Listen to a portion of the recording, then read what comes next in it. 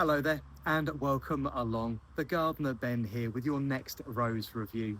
The beautiful shrub rose in front of me is Bouquet Parfait, bred and introduced in 1998. This is another really good rose.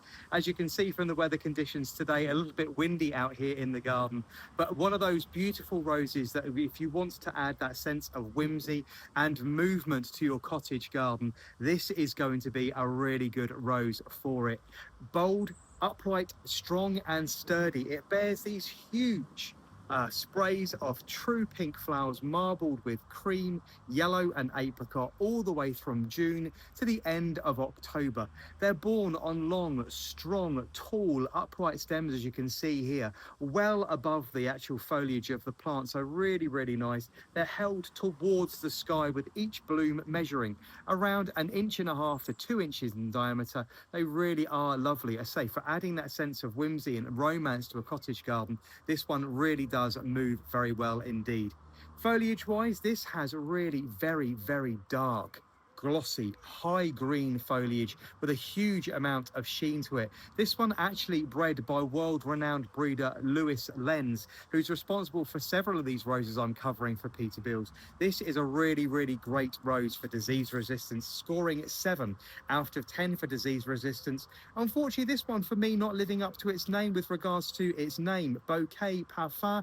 I'm not picking up on any fragrance on this rose particularly whatsoever. I mean, my nose is telling me that it's in a flower, but there's no real distinctive fragrance there whatsoever.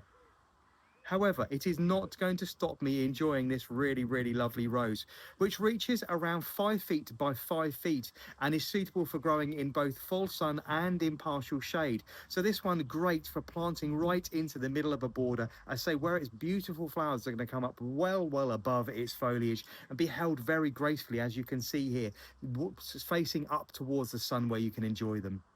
Flowers are borne in large sprays, 20, 30, 40 per head, and in large succession, say from June all the way through to the end of October. I'm going to cut this, and I can't believe I'm going to cut this and bring this close to the camera for you because it really is lovely. As I say, opening from beautiful light pink buds, they open with a really lovely pink colour which fades as it heads towards the centre of the flower, turning into an apple blossom white, almost heavy cream in the center. There is also a small amount of yellowing and apricotting to the very center. Very pleasant indeed.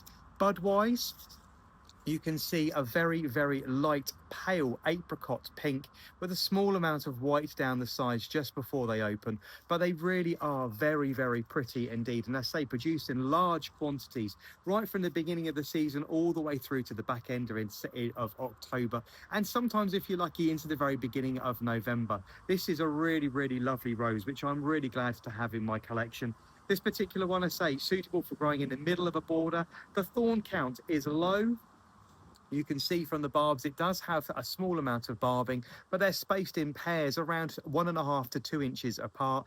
Very easily to knock off if you wanted to knock these off and bring this into the house for a floral arrangement. Simply roll them off between your thumb and forefinger just to make them easy enough to handle. But this one is Bouquet Parfait, available here in the UK through Peter Beals. This is a really lovely one, I say, for adding that sense of whimsy and movement to the garden. Really lovely, and with that multitude of colour, everything from light pink to pale apple blossom white and a small amount of apricot and yellow in the centre, blending really well with all of those other cottage garden perennials that you want to mix this with, things like catmint, chamomile, lavender. Anything with those very soft pale hues are going to pick up on this lovely pink colour. There we go, there's nice combination with them both together.